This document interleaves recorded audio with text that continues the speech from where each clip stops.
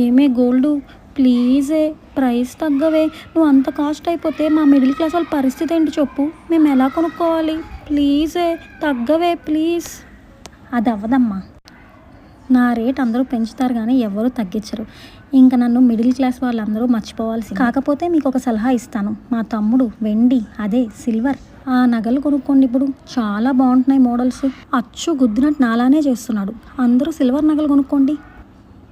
ఏంటి సిల్వర్ కొనుక్కోవాలా? అంటే వెండి నగల్ని అందరూ బంగారు నగలుగా వేసుకుంటున్నారు, అదేనా? ఇంకేం ఆప్షన్ లేదా? ప్లీజ్ ఏమన్నా ఆప్షన్ ఉంటే చెప్పవా?